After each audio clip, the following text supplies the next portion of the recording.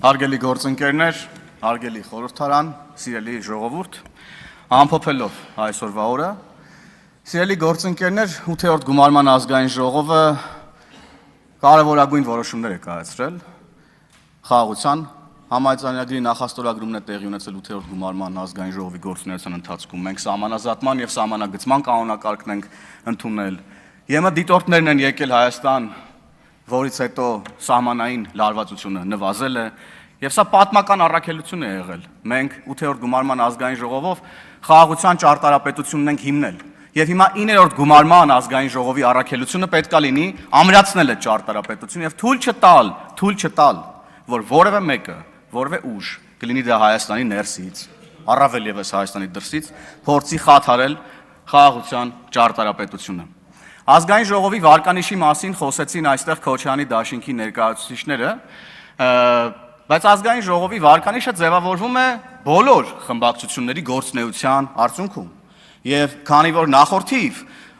ընդդիմադիր խմբակցությունները ընդհանրապես ոչինչ չեն արել, եկել են այսպես պատտվել են, գրանցվել են ու մյուս դռնով դուրս են եկել։ Եկել են ելույթներ են ունեցել, չեն լսել արձագանքները, թողել գնացել են։ Իրենց պաշտոնները չեն վերցրել, հանձնաժողովի նիստերին չեն մասնակցել, բովանդակային քննարկումներին չեն մասնակցել, ոչ մի օգտակար բան չեն արել Հայաստանի Հանրապետության ժողովրդի բարեկեցությունը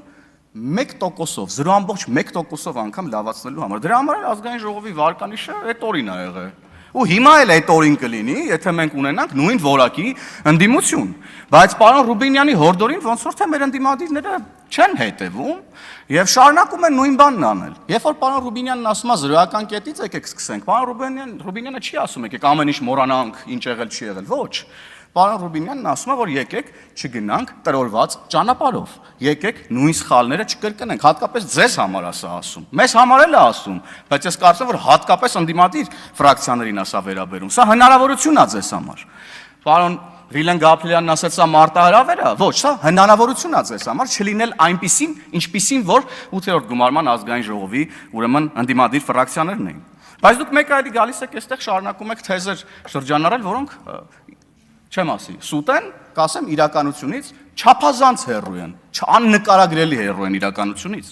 Ձեր խմբակցության падգամավորը, ուժեղ Հայաստան խմբակցության падգամավորն այստեղ ասում է, մեր քարոզարշավը ամբողջությամբ ճշմարտության վրա է հիմնված եղել, մենք լսել ենք ժողովրդին, նրանց կարիքները եւ այլն, ոչ, ձեր քարոզարշավն ամբողջությամբ հիմնված է եղել, պարոն Կարապետյան, հատկապես ձեր խոսույթում 300,000 ադրբեջանցիների վերադարձի վրա։ Դրա համար են իմ գործընկերներն անընդհատ սա շեշտում, որովհետեւ ձեր ասած Էլի չեմ ասում սուտը, իրականությանը չհամապատասխանող մեղմ ասած տեղեկատվությունը ամեն օր էլ ավելի մեծանում է, ամեն օր դուք ավելի մեծ պրոբլեմ եք ունենում, որովհետև ամեն հաջորդ օր ձեր ասածը ավելի է հեռանում ճշմարտությունից, եւ դուք եք ամեն օր ավելի հեռանում ճշմարտությունից, քանի դեռ չեք եկել եւ այստեղ պատասխան չեք տվել։ Այդ ինչեր էիք խոսում։ Այդ ինչ ավտոբուսներով ադրբեջանցիներ էին գալիս, այդ AI-ով եւ այլն եւ այդպես շարունակ։ Այդ ինչեր էիք խոսում դուք ընդհանրապես։ Այդ ինչ մանկապարտեզում ադրբեջանցիներ էին սովորում։ Դուք պետքա գաք, պարոն Կարապետյան։ Քաղաքականությունը դրա մասին է։ Պետքա գաք այստեղից պատասխան տաք Հայաստանի Հանրապետության այն քաղաքացիներին, ում տերորի եք ենթարկել։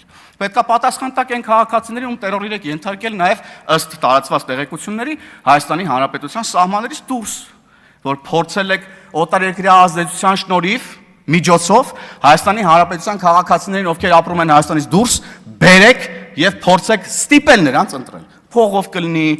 դրսում աշխատող տարբեր կազմակերպություններում նրանց բարեկամներին ճնշելով կլինի, այստեղ աշխատող նրանց բարեկամներին ճնշելով կլինի եւ այլն եւ այդպես շարունակ։ Դուք ախր սրա մասին շատ լավ գիտեք եւ ես ուղիղ ձեր բոլորի աչքերի մեջ նայելով ասում եմ սա։ Հանգիստ ասում եմ, որովհետեւ դուք սա գիտեք, սա ճշմարտությունն է, անհերքելի ճշմարտությունն է սա։ Անհերքելի։ Եվ խոսում եք վարչական ռեսուրսից, իբր քաղաքացիական պայմանագիրը վարչական ռեսուրս է կիրառել եւ այլն եւ այդպես շարունակ, կրկին մերկապարանոց հայտարարություն։ Հարյուրավոր ձայնագրություններ են հրապարակվել եւ շարունակում են դեռ, պատկերացնում եք, շարունակում են դեռ հրապարակվել, մի ամիս անցել է ընտրություններից, դեռ շարունակվում են ընտրակեղծիքների եւ ընտրակաշառքների վերաբերյալ, ուրեմն ձայնագրություններ տարածվել։ Էլի ձեր ֆրակցիայի падգամավորն այստեղ եկավ, եթե չեմ սխալվում, խոսեց ընտանեկան արժեքներից։ Այդ ձայնագրություններում ով ում ինչ հայանք ասած չէր տալիս։ Մեկին ասում էր մորդ կբերես քվեարկության, այն մեկ ասում էր Էս կանես, են կանես, ընտանիքի անդամներին փող կբաժանես, դե նրանք 5 հոգի են, դա ձեր ընտանեկան արժեքների մասին պատկերացումները։ Հա, էտա ձեր ընտանեկան արժեք։ Դուք պետքա գաք այստեղ նաև խոսեք եւ հերքեք, օրինակ իմ ընկալումը ձեր ընտանեկան արժեքների մասին, պատկերացումների մասին, որովհետեւ իմ ընկալումները դրանց վերաբերյալ ձևավորվել են վերջին շրջանում տարածված ձայնագրությունների հիմքով եւ հակառակը չեմ լսել։ Ես չեմ լսել հակառակը ախր, չեմ լսել, որ դուք դատապարտեք օրինակ նման բան, չեմ լսել ընդհանրապես։ Լսել եմ ուրիշ բան, որ դուք փորձում եք հայլայն մեղադրանք հնչեցնել քաղաքացիական պայմանագիր կուսակցության վերաբերյալ, մի կուսակցության վերաբերյալ, որը որ առավոտից երեկո բակերում, մարդկանց տներում, փողոցներում, գյուղերում, բոլոր համայնքներում քարոզարշավ է իրականացրել, ուղիղ կանգնել է քաղաքացիների դիմացը, լսել է եւ վատը, եւ լավը, եւ դրա արդյունքում ձևավորվել է այն ազգային ժողովը, որը որ այսօր ձևավորվել է։ Խոսքա գնում, շատ կարևորում եմ, որ անդրադարձակ ուրեմն Ադրբեջանում պահվող մեր հայրենակիցների վերադարձի խնդրին, շատ կարևորում եմ, բայց չեմ ընկալում հետևյալ արտահայտությունը։ Չկա խաղաղություն, եթե գերիները չեն վերադարձել։ Ես ձեզ կասեմ հակառակը։ Գերիները չեն վերադառնա, եթե չլինի խաղաղություն։ Եվ դա մենք հողի վրա ապացուցել ենք։ Խաղաղության գործընթացը որքան ամրացել է, գերիներ են վերադարձել Հայաստան, դուք չգիտեք սա։ Չգիտեք սա։ Գիտեք, չէ՞ դուք սա։ Դուք սա գիտեք, բայց մեկը գալիս եք, ինչ եք արել դուք գերիների վերադարձի համար։ Արել ենք այնպես, որ վերադարձել են բազմաթիվ մեր հայրենակիցներ եւ խաղաղության գործընթացը ամրացնելու շնորհիվ են վերադարձել։ Իսկ դուք փորձում եք խաղաղության գործընթացը վիճեցնել, որովհետև էլի դուք, պարոն Կարապետյան, բազմաթիվ արտահայտություններ եք արել, որոնք խաղաղության պայմանագրի ուրեմն վիճեցման մասին է։ Տարածաշրջանային ապաշրջափակման վիճեցման մասին է, թրիփ նախագծի վիճեցման մասին է։ Դրա համար ենք մենք ասում, որ եթե դուք գաք իշխանության, լինելու է պատերազմ։ Եթե դուք գաք իշխանության, օրինակը հարցնում է պարոն Նարեկ Կարապետյանն իր տեղից, օրինակ, երբ որ դուք փորձում եք TRIP ծրագրին, ուրեմն բերել խառնել աշխարհի բոլոր հնարավոր պետությունները, որոնք իրար հետ ունեն ամենատարբեր, ուրեմն քաղաքական մոտեցումները, ամենատարբեր դիտարկումները աշխարհակաղակական տարբեր զարգացումների մասին։ Այդ մի օրինակ, լիք օրինակ կարամ բերեմ, բայց ելույթս ներողություն ձեզ օրինակներ բերելու համար չի, որ ժամանակս պետքա ծախսեմ։ Հենց դրա համար ենք մենք ասում, որ սեպտեմբերին կլիներ պատերազմ, եթե դուք գայք իշխանության, դուք ասելով նկատի ունեմ Ուժեղ Հայաստան խմբակցությունը Սամվել Կարապետյանի հետ, Հայաստան դաշինքը Ռոբերտ Քոչարյանի հետ եւ Բարգավաճ Հայաստանը Գագիկ Ծառուկյանի հետ։ Դրա համար ենք մենք ասում պատերազմի եռագլուխ կուսակցություն։ Մենք սրա համար ենք դա ասում։ Ես հիմա ոնց որ բացված կտամ, էլի խի ենք մենք ձեզ անվանում պատերազմի եռագլուխ կուսակցություն, խի ենք չէ, եւ շարունակում ենք այդպես անվանել։ Եվ պոչը, այո, շնորհակալ եմ պարոն Ալեքսանյան, պոչը դե ընդհանրապես հիմա չգիտեմ ուրա վերջերս չեմ լսել ուրեմն պատերազմի եռագլուխ կուսակցության պոչի մասին։ Եվ ամփոփելով։ Եվ մի շատ կարևոր հարց ունեմ ձեզ, որ 5 տարի է Հայաստան դաշինքին տալիս ենք, հələ պատասխանը չենք լսել։ Ես լսեցի, որ ձեր խմբակցության падգամավորներից ոմանք ոչ ուղիղ տեքստով, անուղղակի կերպով տարածքային պահանջներ են ներկայացնում հարևան պետություններին։ Ասում են, որ կոնկրետ տարածքը, որը Հայաստանի Հանրապետության միջազգայինորեն ճանաչված սահմաններից դուրս է, հայկականն է։ Ես ուզում եմ դուք, պարոն Կարապետյան, ձեր ելույթում ասեք, քանի քառակուսի կիլոմետր է Հայաստանի Հանրապետության միջազգայինորեն ճանաչված տարածքները։ Քանի քառակուսի կիլոմետր է։ Հայաստան դաշինքը չի ասում։ Չի ասում, պարոն Վարդևանյան, հիշում եք, դուք եք դաշինքից եղել, չէիք ասում։ Հիմա հերթը ուժեղ Հայաստանին ով էլի է եկել, եւ հայտարարություններ է անում, որոնք անուղղակի կամ ուղղակի կերպով տարածքային պահանջներ են ենթադրում, որ հարևան պետությունների նկատմամբ եւ ռիսկի տակ եք դուք դնում ձեր այդ խոսույթով Հայաստանի Հանրապետության ժողովրդի խաղաղությունը։ Ռիսկի տակ եք դնում։ Չգիտեմ ինչի վրա եք ժպտում դուք, պարոն Կարապետյան, երևի հնդածս կծանոթանամ ձեր միմիկաներին, ինչից ինչ միմիկաներ եք արտահայտում, այս ամեն դեպքում պատասխանեք այդ հարցին։ Եվ սիրելի ժողովուրդ, սիրելի քաղաքացիական պայմանագիր խմբակցության գործընկերներ, ես վստահ եմ եւ մեր ժողովուրդն էլ է վստահ հաստատապես,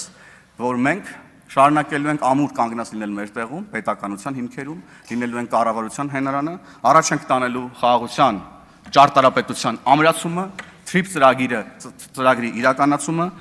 տարածքների ապաշրջափակումը, ճանապարհների ապաշրջափակումը, ամրացնելու ենք Հայաստանի Հանրապետության ժողովրդավարությունը եւ եւս մեկ անգամ ուզում եմ շնորհակալություն հայտնել Հայաստանի Հանրապետության բոլոր այն քաղաքացիներին, ովքեր ազնվորեն գնացել են ընտրատեղամաս, քվեարկել են, առանց կողմնակի միջամտությունների, առանց կաշառքների, անգամ եթե մեզ չեն քվեարկել, եւ հատկապես շնորհակալություն եմ հայտնում բոլոր այն քաղաքացիներին, որոնք տեր կանգնեցին խաղաղությանը եւ մինչեւ վերջ տեր են կանգնելու խաղաղությանը։ Իսկ ձեզ, պարոն Ռուբինյան, բնականաբար հաջողություն եմ մաղթում։ Շնորհակալ եմ, հարգելի գործընկերներ։ Հարգելի գործընկերներ, սիրելի ժողովուրդ, ժամեր շարունակ ականատես ենք լինում, թե ինչպես երկնքից իջած թևերը կտրած հրեշտակի նման ընդդիմադիր գործիչները փորձում են այս ամբիոնից, այս դալիճից ժողովրդին համոզեն, որ այս ազգային ժողովը լեգիտիմ չէ։ Բայց այդ դեպքում հարց, հարգելիներս, եթե այս ազգային ժողովը լեգիտիմ չէ, այս դալիճում ինչ գործ ունեք։ Իմիջիայլոց ամպագորգոր հայտարարություններ էր անում հենց Գեղամը Մանուկյան Հայաստան դաշինքից, բայց սովորության համաձայն ես ոնց հասկացա Հայաստան դաշինքի ելույթը ունենալուց հետո արագ լքում է դալիճը։ Իդեպ նմանատիպ ելույթներ հնչեց նաև ուժեղ Հայաստան դաշինքից։ Հիմա հարց ձեզ, եթե այս ազգային ժողովը լեգիտիմ չէ, այդ դեպքում ինչ գործ ունեք այս դալիճում։ Եթե ընտրությունները կեղծվել է, ձայները փոշիացվել են, ձայները գողացվել են, ինչպես դուք եք ներկայացնում։ Եթե ձեր ներկայացնելով այս իշխանությունը լեգիտիմ չէ, մինչև այսօր փողոց ինչի դուրս չեք եկել։ Ձեր քաղաքական առաջնորդը դեռևս տևական ժամանակ առաջ հայտարարում էր, որ ինչ-որ միասնական հանրահավաք պետք է անեք ողջ ընդդիմությունով, մինչև այսօր ինչի փողոց դուրս չեք եկել։ Մինչև այսօր այդ կեղծված ոչ լեգիտիմ ընտրությունները ինչի չեք մերժե։ Դուք ունեիք, չէ՞, բա ժողովրդի այդ տված լեգիտիմությունը, սատարումը, բա դուրս գայիք փողոց, բա մարդկանց հավաքեք ձեր կողքու բոլորը, բա դուրս գայիք փողոց ու հեղափոխություն անեիք, բա մինչև այսօր ում եք սպասում։ Եկե մանդատները ձիգ-ձիգ վերցրել նստել եք, գալիս եք այս ամբիոնից հայտարարում եք, թե այս ազգային ժողովը լեգիտիմ չէ։ Լեգիտիմ չէ, դուրս եկեք փողոց ու հեղափոխություն արեք։ Հա, իդեպ, ինչ որ պրոցես է սկսվել ձեր խմբակցությունում, փորձում եք արդարացնել ձեր յուրայիններին ամենայն դեպս երևի բացատրել, փորձել մեկնաբանել յուրայիններին, թե ինչի եք վերցնում մանդատները։ Որովհետև ամիսներ առաջ անընդհատ կրկնում եք այն թեզերը, թե էսա գալու եք ձեր միակ ուժով վերցնեք իշխանությունը, այն ինչ ընտրությունների արդյունքում տապալվեցիք, ինչպես դուք եք ներկայացնում բոլորին, թե շուտով Սամվել Կարապետյանը լինելու է վարչապետ, տապալվեցիք այդ հարցում, հետո համոզում եք, թե սահմանադրական դատարանի որոշումներով հնարավոր է գաք նորից իշխանության, պարոն Վարդևանյան, ոնց որ գազ եք տալու սահմանադրական դատարանում, բայց ոնց Կարապետյանը ասեց, պարզվեց Զապորոժեց էր, լավ գազ չտվեցիք։ Տեսակ, էդ էլ չստացվեց, հիմա էլ եկել եք այս ամբիոնից փորձում եք համոզել, թե ինչի համար եք մանդատները վերցնում։ Վերցրել եք, թե չէ, դա ձեր գործն է, բայց այդ կեղծ թեզերը մի փորձեք մատուցել հանրությանը։ Մանդատները վերցրել ենք, որ մեր եկեղեցին փրկենք, մանդատները վերցրել ենք, որ հայ մնանք։ Բա դրանից առաջ էլ ասում եք, գալիս ենք ընտրությունները հաղթենք, դառնանք վարչապետ, որ Հայաստանը չփլուզվի, որ եկեղեցիները չփլուզվեն։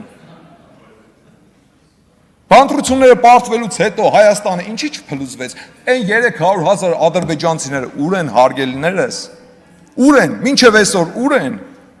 Հայտնի Կոկորդիլոսի անեկդոտը երևի լավ եք սերտել։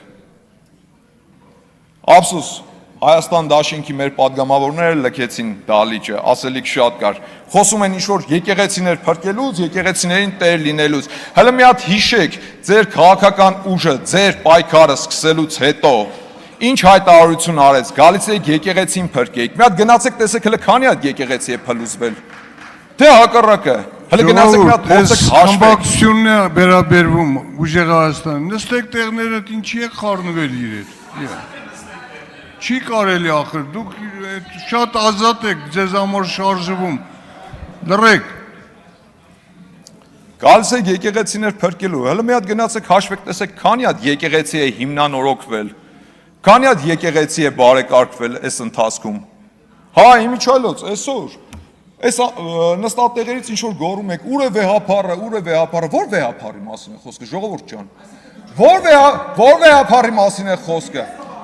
Դու չի նախ դուքա պարոն Կարապետյան դուքա ձեզ համար։ Ով է ձեր վեհապարը, Կտրիշ Ներսիսյանը։ Ժողովուրդ լռեք։ Կտրիշ Ներսիսյանին կգնաք ու կփնտրեք այնտեղ որտեղ ինքը կա։ Այն կտրիչ Ներսիսյանին կուսակրոնության Հարգելի պատգամավորներ, կտրիչ Ներսիսյանին փնտրեք իրենց զավակների մոտ։ մի րոպե ժողովուրդ, Կտրիչ Ներսիսյանը, կուսակրոնության ուխտը խախտած Կտրիչ Ներսիսյանը։ Համակերպեք դրա հետ, պարոն Ղազինյան,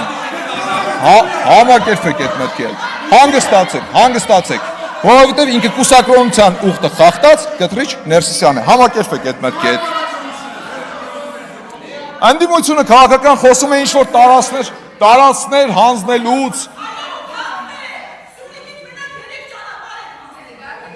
2020 թվականից մինչ օրս հարգելի ընդդիմադիր գործիչներ, համբերություն ունեցեք ու մինչև վերջ լսեք։ 2020 թվականից մինչ օրս դուք խոսում եք Սյունիքը հանձնելու մասին։ Շատ խնդալու է, գիտեք այս ամեն ինչը։ Անընդհատ խոսում եք Սյունիք տարածքներ հանձնելու, տարածքներ տալու մասին։ Ու ձեզ ասեմ, մեր ժողովուրդը այլևս չի էլ հավատում այդ թեզերին, այդ լոլոները էլ չի անցնում։ Հայաստան դաշինքին նայեք, օրինակը վերցրեք։ 5 տարի շարունակ նույն լոլոները կարդացին, բոլորի գլխին։ Տեսակ ինչ օրը հայտնվեցին, դեռևս տարիներ առաջ էի ասում, որ Հայաստան դաշինքը իր պատմական մաքսիմումը ունի այսօր, բայց շարունակում է վատնել այդ պատմական մաքսիմումը։ Ու արդյունքում տեսակ ինչ եղավ։ Ընդհանրապես մնացել են 5-6 հոգի, ովքեր գալիս են այս ամբիոնից ելույթ են ունենում ու շատ արագ լքում են դալիճը։ Ասեմ ձեզ, նույնն էլ ձեզ է սպասվում։ Պարոն Կարապետյան, հուսով եմ առաջիկան անպայման կանրադառնաք այն հարցին, թե ուր են 300,000 ադրբեջանցիները։ Կանրադառնաք այն հարցին, թե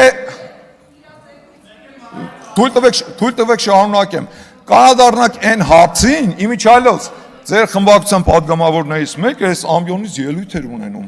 Ասում էր, եկեք հələ մի հատ հասկանանք, ով կարող է առաջադրվել որպես ազգային ժողովի նախագահի թեկնածու։ Բա Հայաստանի Հանրապետության վարչապետի թեկնածու ով կարող է առաջադրվել։ Հաստատ մի քանի օտարի երկրի անձնագիրը գրպանում դրած մարդը չի կարող առաջադրվել։ Իմիջիայլոց այդ անձնագրերից ի՞նչ կա։ Պարոն Կարապետյանը, մինչև օրս այդ անձնագրերից որից մեկից հրաժարվեց, թե չէ, թե հերթական լոլոն էր, խաբեց ժողովրդին, անցավ առաջ։ Հուսով եմ առաջիկայում կանրադառնաք այս հարցին, որովհետև մի քանի անգամ նկատել եմ լրագրողները այդ հարցը իրեն տվել են, լոլո կարդալով անցել է առաջ, մինչև վերջել չպատասխանելով այդ հարցին, ու փաստացի մինչև այսօր շարունակում է մի քանի անձնագիր ունենալ, ընդ որում օտարի երկրյա։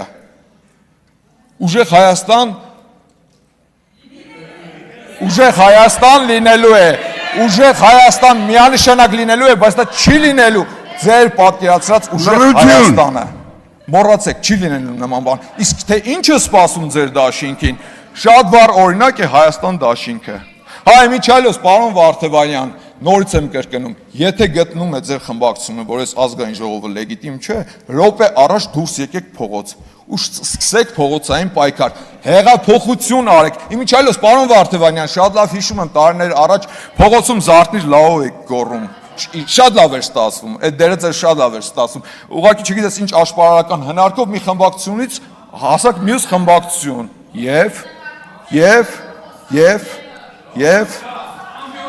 հարցը գիտեք ինչումն է, այն որ քաղաքական խոսույթը ձեր քիմքին հարիշ չէ։ ժողովուրդ, չի կարելի, լռեք։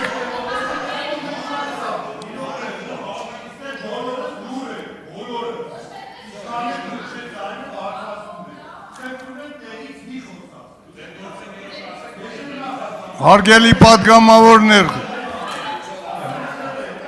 պարոն Սեմիդյան, խնդրում եմ վերջ տվեք։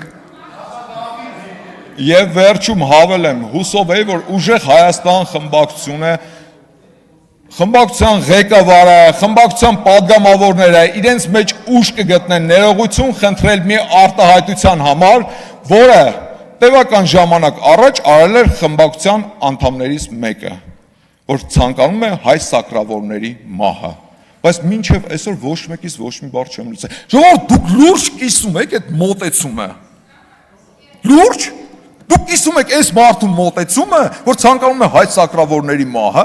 թե ձեր մեջ այդքան ուժ չեք գտնում, որ դրա համար ներողություն խնդրեք։ Իմիջիայլոց ձեր պատգամավորի տեխնացուներից մեկն էլ հայտարարում էր, թե Իրանցը անկլավ է, դրա համար էլ ներողություն ոչ մեկի կողմից չհնչեց։ Չեմ ուզում հավատամ, որ դուք էլ եք կիսում այդ տեսակետը, որ Իրանցը անկլավ է։ Ու այո, ուժեղ Հայաստան լինելու է, բայց դա ձեր պատկերացրած ուժեղ Հայաստանը չի լինելու։ Շնորհակալություն։ Շնորհակալ եմ մեծարգո պարոն Հասանով, հարգելի գործընկերներ, պարոն Ռուբինյան, կարծես թե ստացվում է։ Առաջին օրը մեր մոտենում է ավարտին եւ մեզ բոլորիս շնորհավորում եմ, որ մենք կարողացել ենք այսօր ունենալ քննարկում, որը քիչ թե շատ ընդհանուր գծերով իսկապես հարգալից է Հայաստանի Հանրապետության քաղաքացիների նկատմամբ։ Հարգելի գործընկերներ, ուզում եմ այս պահը շեշտել, մենք կարող ենք մտքում ունենալ, որ մեզ համար դժվար է միևնույն օդը շնչել նույն դահլիճում, բայց Հայաստանի Հանրապետության քաղաքացիները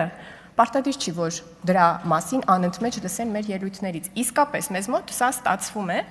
եւ իմիջիայլոց սա մեզ մոտ ստացվել է նաեւ սահմանադրական դատարանում քննարկման ժամանակ, որտեղ էլի շատ բարձր որակի քննարկում է ընթացել, բայց ես ուզում եմ պարոն Ռուբինյանի նախանշած թիրախին մեր հասած լինելու առնչությամբ այնուամենայնիվ վերարտադրել, թե ինչ էր նա առաջարկում մեզ,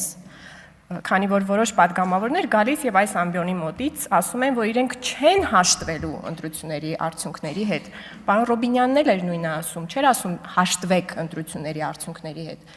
Մնանք անհաշտ, փորձենք շարունակել փոխել քաղաքացիների դիրքորոշումները, բայց ընդունենք այդ ընտրության արդյունքները ի գիտություն։ Եվ սրա բաղադրիչ է օրինակ կազմում այն, երբ մենք այս ամբիոնից դիմում ենք բոլոր պատգամավորներին, դա դրա բաղադրիչն է։ Երբ ձեզ բոլորիդ դիմում եմ, դա ձեզ ընտրած առանց կաշառքի, մարդկանց եմ դիմում, իրենց նկատմամբ եմ հարգանք դրսևորում։ Հետևաբար, իրական մեզ խորհուրդներ մենք ձեզ տալիս ենք ոչ թե որ դուք քաղաքականապես հաջողեք, որ Հայաստանը հաջողի։ Հայաստանը հաջողի։ Դրա մաս է նաև կազմում մինչև վերջ դահլիճում մնալը, եթե անհրաժեշտ է աթոռներից, սեղաններից բռնվելը, ատամները սեղմելը եւ միմյանց լսելը, այլ ոչ թե դահլիճը այսպես լքելը, ինչպես արեց Հայաստան դաշինքը, դե կամաց կամ, ինչպես։ Այո։ Եվ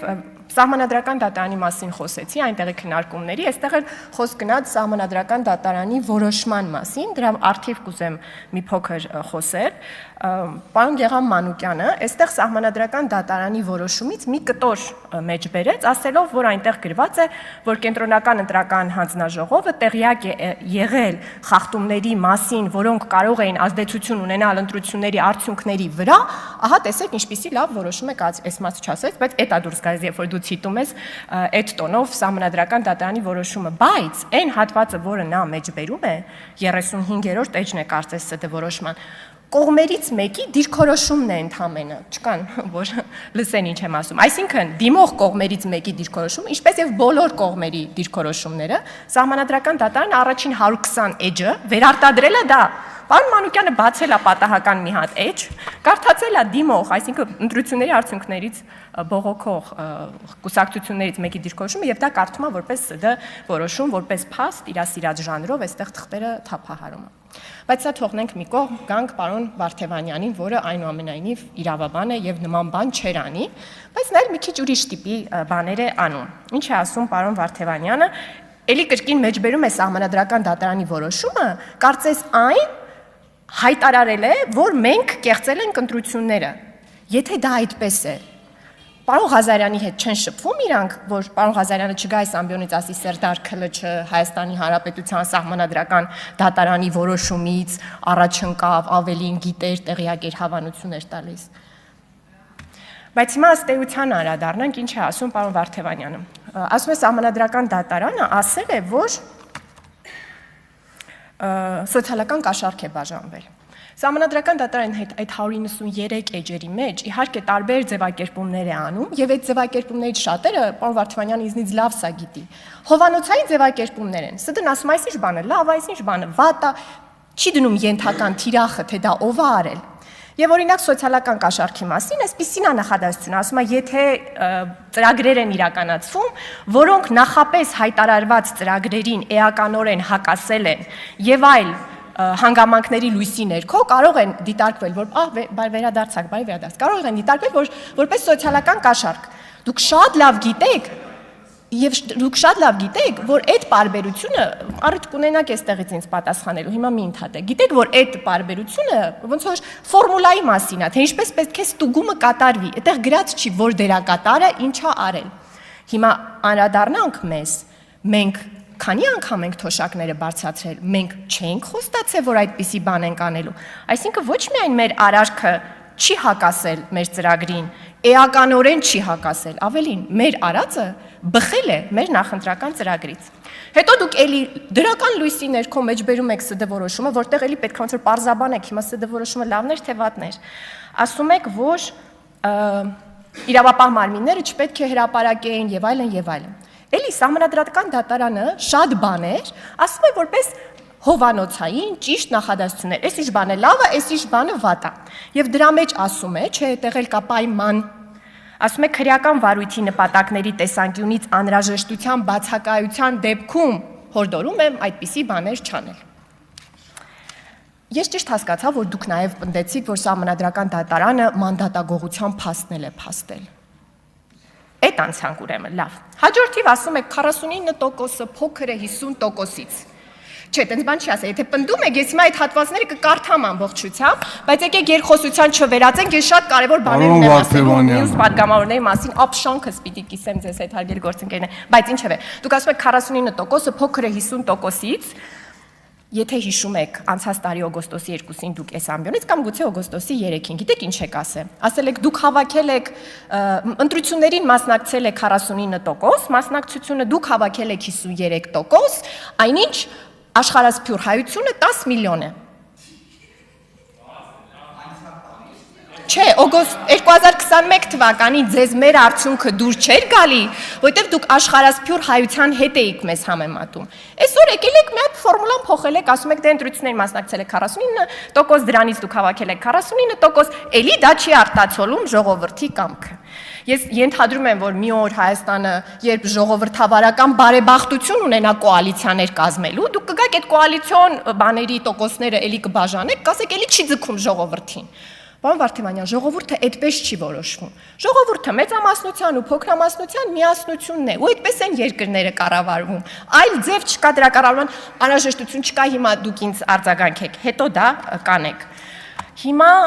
ինչի մասն եմ ուզում խոսեմ։ Հա, իսկ ինչ է ասել ՍԴ հասցեական։ Ասել է հետևյալը։ Ես մի հատ կարդամ էլի հովանոցային մի բան, որ զգաք տարբերություն էլի։ Ասում է Սկզբունքային նշանակություն ունի այն, որ ընտրությունների յուրաքանչյուր մասնակից զգա համապատասխան գործընթացի բարեվարկության ապահովման բեռի ողջ ծանրությունը։ Սա հովանոցային է, սա ձեզ դեռ բան չի ասում, բայց մոտենում է դրան։ Ասում է քաղաքական ուժերը չեն կարող թաքնվել պետության պոզիտիվ պարտավորությունների հետևում եւ ծածուկ օգտվել ընտրական կոռուպցիայի պտուղներից, լոկ այն պատճառով, որ ընտրակեղծարարության դեմ պայքարում պետությունը շարունակական ձախողում է ունեցել այն արմատախիլ անելու հարցում։ Սա վերաբերում է ոչ միայն ազգային ժողովի մեծամասնություն ունեցող, այլ հավասարապես ընտրություններին մասնակից բոլոր քաղաքական ուժերին, կամաց-կամաց մոտեցավ ձեր տներին։ Իսկ հիմա ասում է շատ ավելի հասցեական։ Այդ առնչությամբ ընտրական գործընթացի մասնակից մի շարք քաղաքական ուժեր որևէ պահի հրապարակայնորեն կոչ չեն արել ընտրողներին մերժել իրենց օգտին կաշառելու ցանկացած փորձ։ Չեն սահմանազատվել հրապարակված դեպքերից, բայց այս մերժելու պահը եւ չեն գործակցել իրավապահ մարմինների հետ համապատասխան պրակտիկայի դեմ։ Ընկերներ, դրա օրինակը սա է։ Երբ վարչապետին ասում են վարչական չարաշահում, ռեսուրսի չարաշահում, ի՞նչ է ասում վարչապետը։ Ասում է ես զզվում եմ վարչական ռեսուրսից, այս բառերով ասում։ Եվ որ աշխատանքից կազատվեն բոլոր նրանք, ովքեր նման բան կանեն։ Ձեզնից պահանջում է Սահմանադրական դատարանը ուժերից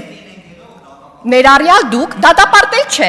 կոչ մերժել իրենց օգտին կաշառելու ցանկացած փորձ, պետքա կոչ անեիք, որ համոզիչ լիներ, այնինչ եթե դուք հիմա եկել եք post factum ասում եք վճռականորեն դատապարտել ավելի ուժեղ, այսօր կգաք ստեղից կոչել կանեք, բայց ոնց որ անցել են այն օրերը, երբ որ դուք պետք է ասեիք թաթիկները կկտրենք նրանց, ովքեր մեր անունից կաշառք կբաժանեն, այ դա ուղերձ կլիներ,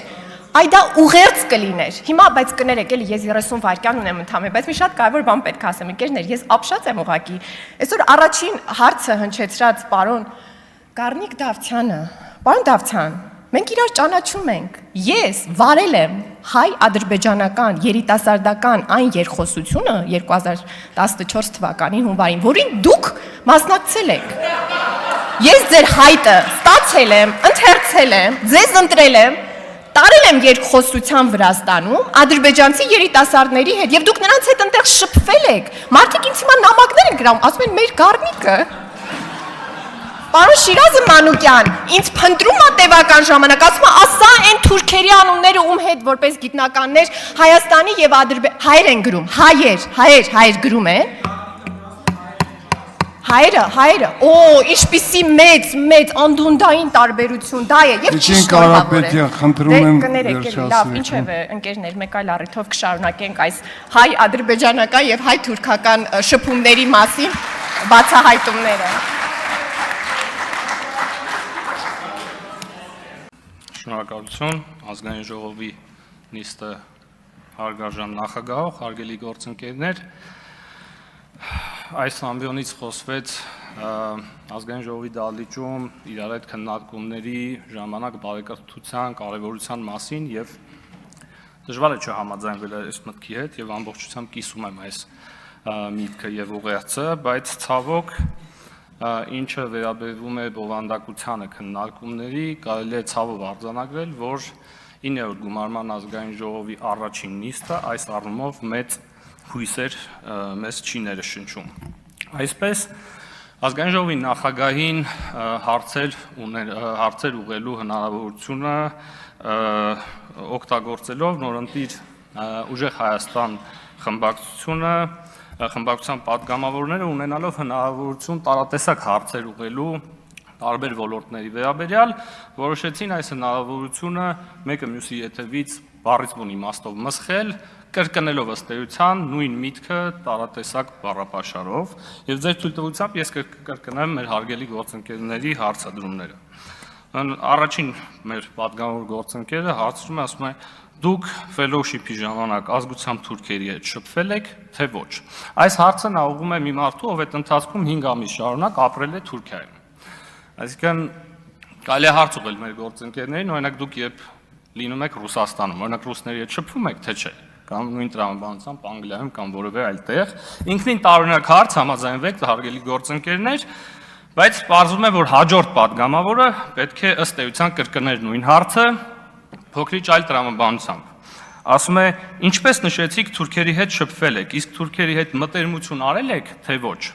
Հարգելի գործընկերներ, սա ցիտում եմ ես բառացի, հատուկ մտել նայել եմ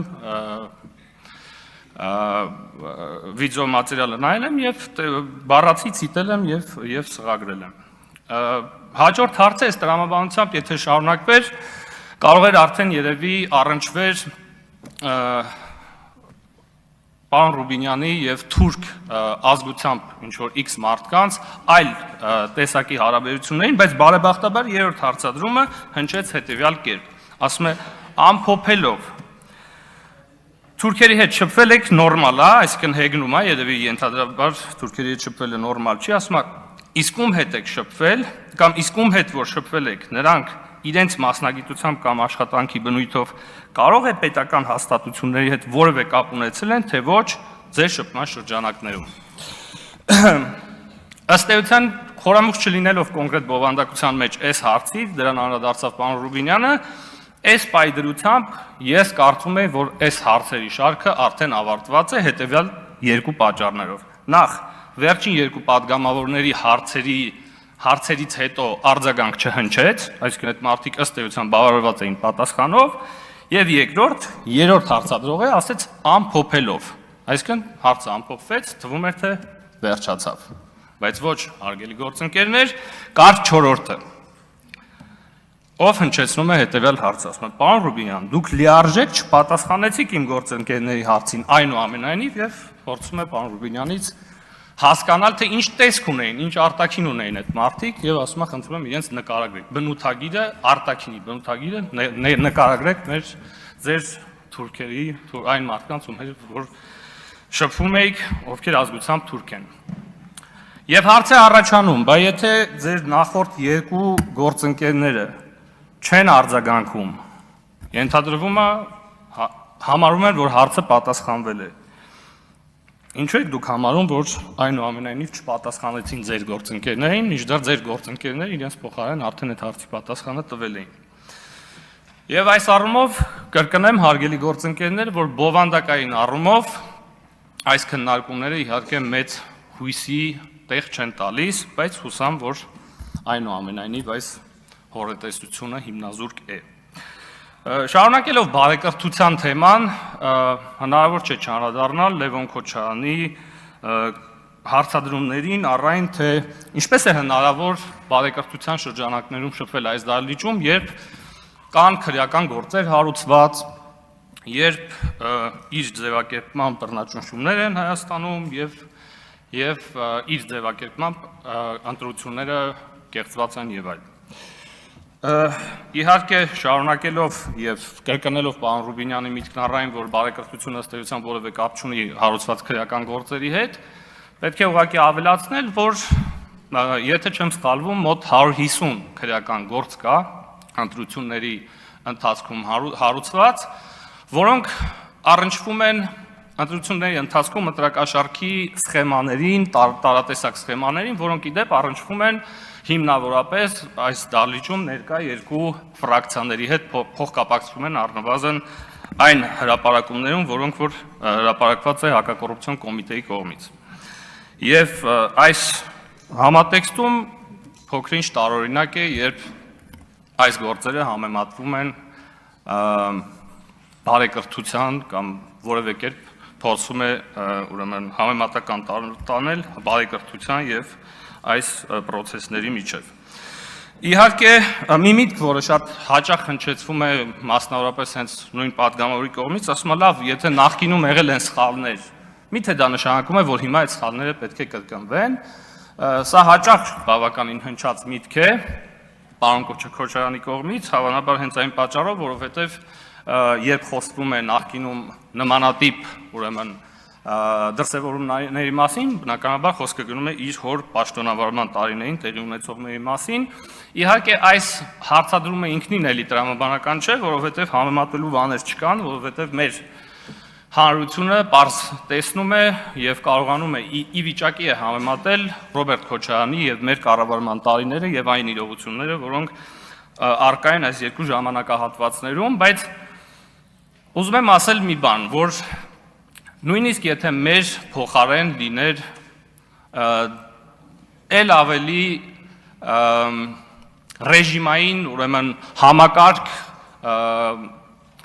ռեժիմային համակարգ Հայաստանի Հանրապետությունում, մեր փոխարեն լիներ այլ մարդիկ, ես կարծում եմ, որ ձեր կողմից նման հարցադրումները մշտապես արժանանալու էին նույն պատասխանների եւ հետեւաբար կա երկու տարբերակ, որպեսզի դուք տարանջատվեք Ռոբերտ Քոչարյանից եւ հետեւաբար այդ ժամանակահատվածից։ Կամ այն մարդիկ, ովքեր որևէ կերպ առնչվում են Ռոբերտ Քոչարյանի հետ, պետք է ուղղակի հրաժարվեն իրենց մանդատից, եւ երկրորդը, որ ամենակարևորն է, Ռոբերտ Քոչարյանը ուղղակի պետք է չլինի ձեր քաղաքական առաջնորդը։ Եվ երրորդ, ոչ պակաս կարևոր, դուք պետք է հստակ քաղաքական գնահատական տաք Ռոբերտ Քոչարյանի տարիներին տեղի ունեցած բոլոր դրվագներին։ Եվ հետեւաբար, հարգելի գործընկերներ, ուղղակի հնարավոր չէ դրա մասին չխոսել եւ չանդրադառնալ, երբ դուք խոսում եք երևույթների մասին, որոնք արմատավորվել են ձեր քաղաքական ղեկավարի պաշտոնավարման տարիներին։ Ուժեղ Հայաստան խմբակցության падգամավորներից պարոն Ֆարմանյանը ասում է, տեղեկատվական տերոր ա եղել, խոսում բան, թե իբր մենք տարածել ենք տեղեկատվություն, թե իբր իրենց քաղաքական ուժի կառավարությունը ստանձնելու պարագայում հայերը գնալու են Դոնբաս, մի բան, որը որևէ կերպ դուք չեք կարող ապացուցել, որովհետև որևէ հնարավոր ուրեմն հարթակում առնվազն մեր հետ առնչվող նման տեղեկատվություն չի շրջանառվել, առավել ևս խոսում եք հանրային հեռուստաընկերության մասին, նման բան ուղղակի չի եղել։ Եվ համեմատության կարգով, հա, նաև խոսում եք վիրավորական արտահայտությունների մասին եւ չգիտես ինչի կալուգա քաղաքն եք հիշատակում, մի կողմից ասում եք վիրավորում եք, մի կողմից ասում եք դա վիրավորական բան չի։ Եթե վիրավորական բան չի, ինչ եք դրա մասին այդքան խոսում։ Եվ երրորդը, դուք ասում եք, որ դուք գերազանցապես խոսել եք ձեր անելիքների մասին նախընտրական քարոզարշավի ընթացքում, հարգելի գործընկերներ, ձեր քարոզարշավի ընթացքում դուք գերազանցապես խոսել եք ձեր մտածածին 300,000 ադրբեջանցիների մասին, դա տիրաժավորել եք բոլոր հնարավոր ձեր հետ փոխկապակցված մեդիա հարթակներով, ձեր անձնական էջերով եւ մի եկեք մեզ պատմեք, որ դուք նախընտրական քարոզարշավը իրականացրել եք հիմնավորապես կենտրոնացած լինելով ձեր անելիքների մասին։ Եվ վերջում ուզում եմ խոսել այն մասին, որ այսօր ազգային ժողովի падգամավորի երթման տեքստի հնչեցման ժամանակ մեր գործընկերները չկանգնեցին ոտքի եւ ես ուզում եմ այս բանի քաղաքական մշակույթի տեսանկյունից ուզում եմ հասկանամ սա ինչ ուղերձ է, այսինքն մի հատ տեքստը կարդացեք, ըստ էության մի տեքստ, որը խոսում է Հայաստանի Հանրապետության շահերի պաշտպանության եւ Հայաստանի Հանրապետության բարօրության մասին։ Ու դուք ոտքի չեք կանգնում, սա ինչ ուղերձ է հանրությանը։ Սա լավ սկիզբ չի, հարգելի գործընկերներ, ես խնդրում եմ վերանայեք ձեր գործունեությունը։ Շնորհակալություն, հարգարժան նախագահող, հարգելի գործընկերներ, նախ եւ առաջ ուզում եմ Հայաստանի Հանրապետության քաղաքացիներին շնորհավորեմ հերթական անգամ 2018 թվականից ի վեր հերթական համապետական ընտրությունների ազատ արդար թափանցիկ անցկացման համար, ինչը որ եղել է քաղաքացիական պայմանագիր կուսակցության ժամանակին նպատակը ներկայում այդ նաև քաղաքական օրակարգը ներկայումս մեր առաքելությունն է, որը որ մենք պատվով կրում ենք որպես Հայաստանի Հանրապետությունում կառավարող ուժ։ Դրա վառ օրինակն է նաև այս մեր ներկայիս դահլիճն է, որովհետև ինչպես որ պնդում են մեր ընդդիմադիր գործընկերները, եթե մենք լինեինք բռնաճնշող, հետապնդող, հալածող, ապա առնվազն այս դահլիճի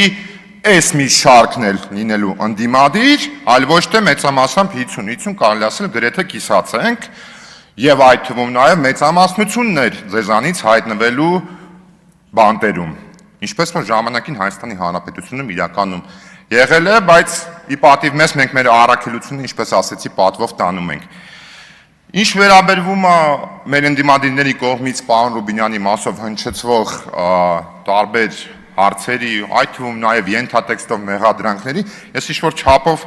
ուրախանում եմ, որ պարոն Ռուբինյանին անդադ է Թուրքիայի պահը հնչեցվում է, թե Թուրքիայում, որ սովորել եք էլի պարոն Ռուբինյան ինչ կար, ինչու համար եմ ուրախանում, որովհետև այդ հարցադրման եւ ենթատեքստի որոշակի աբսուրդ է պարունակում, որովհետև ես նաև ինչպես գիտեք այդ թվում ես եմ տեխնացու ունենալու եւ հույսով եմ, որ գոնե սա որոշակի առումով դասանելով իմ ժամանակ չեք գա եւ ինչ չեք ասելու եղբայր Բաքվում ես ծնվել իսկ ինչու ես ադրբեջանցի հանդիպել ես ինչու ես այդտեղ ծնվել առավել եւս որ կասկած չունեմ որ այս ընդհանուր դահլիճի մոտավորապես 20 եւ 30%-ը օրինակ միանշանակ եղել է Թուրքիայում, Ստամբուլում, Անկարայում, Կարսում, Իգդիդում, ինչու ոչ նաեւ Անտալիայում կասկած չունեմ, որ կլինեն մեր մեջ այդպիսի մարդիկ։ Ես օրինակ եղել եմ Անտալիայում ժամանակին։ Այդ թվում նաև այլ երկրներում շփվել եմ թե թուրքերի հետ, թե ադրբեջանցիների հետ, եւ ես ելի եմ ասում,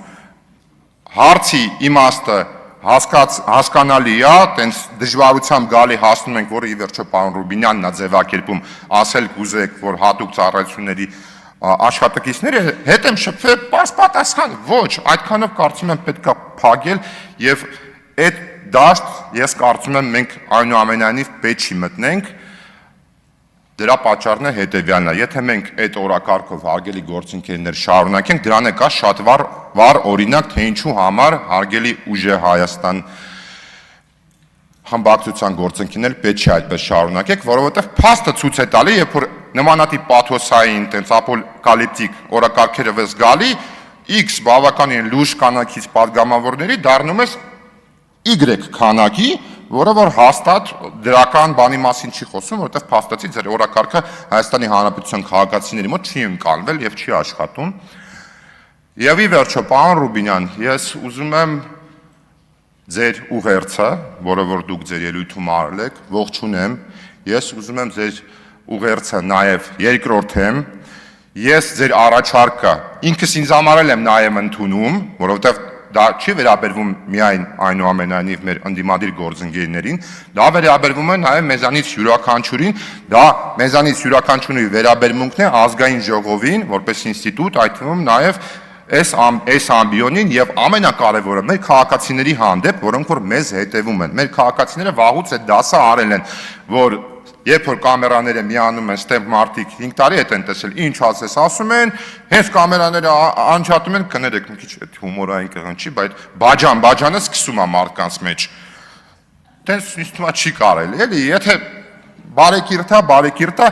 բայց հարգելի ընդդիմադիր գործընկերներ, ձեզ համար սա ոչ միայն առաջարկ է կարծում եմ, ձեզ համար նաև սա որոշակի առումով, ես օրինակ ձեր տեղը նաև այդպես կընկալեի, սա նաև որոշակի առումով մարտահրավեր է, որովհետև այն նպատակները, որոնք որ դուք հռչակել եք նախընտրական շրջանում, եթե իրանք իսկապես ազնիվ են, եթե իրանք իսկապես արդար են, եւ ի վերջո ձեր նպատակները Հայաստանի Հանրապետությունը անվտանգ, ինքնիշխան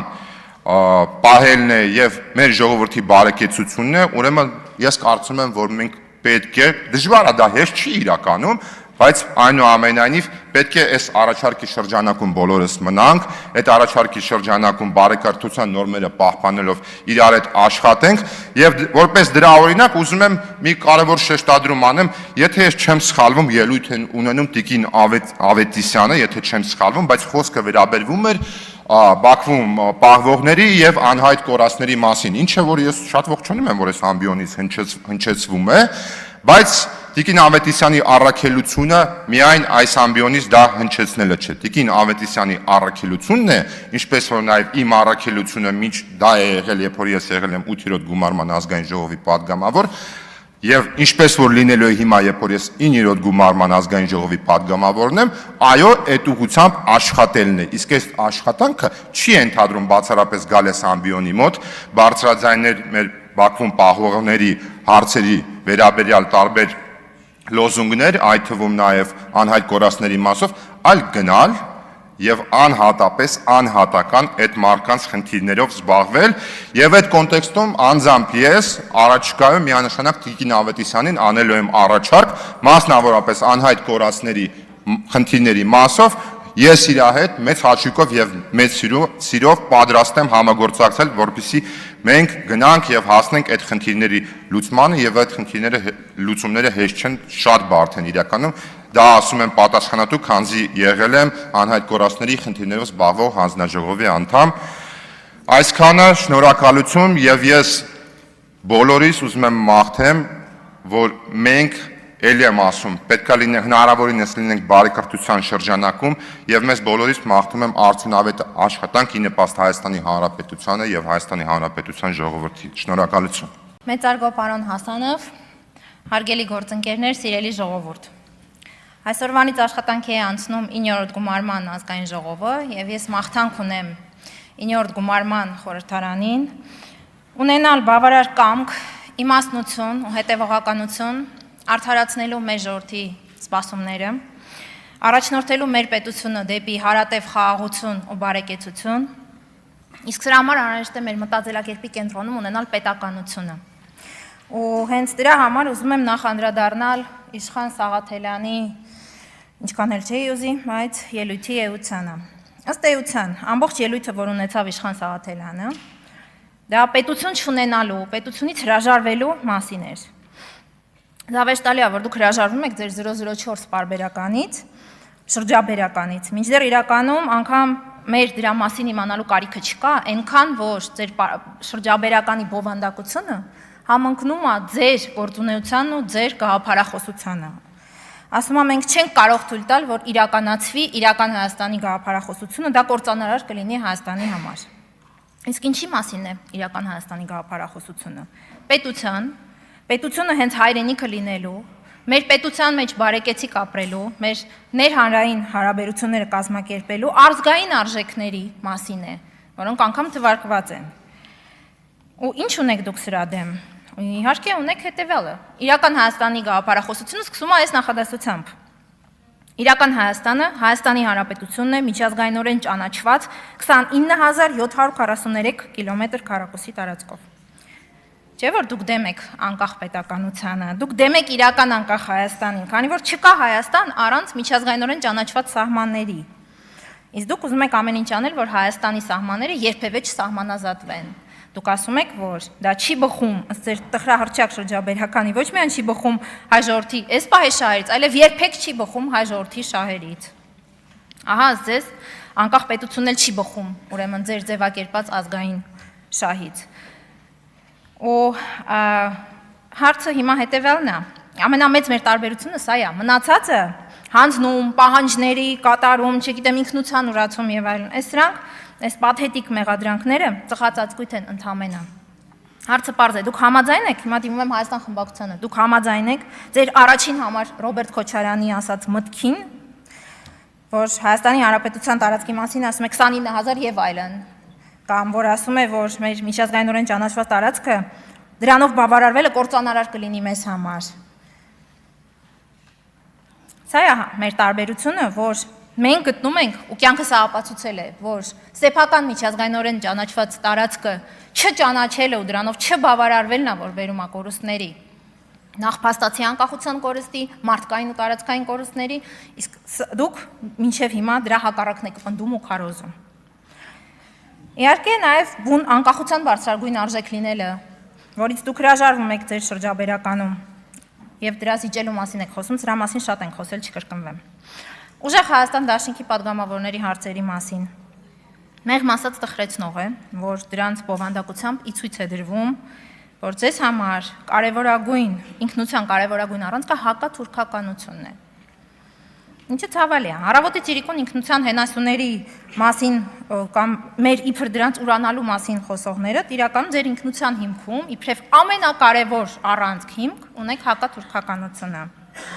Դա նաև խոսում է կրկին ոչ հայաստանյան, այլ դրսից կայսերական գաղափարախոսության մասին,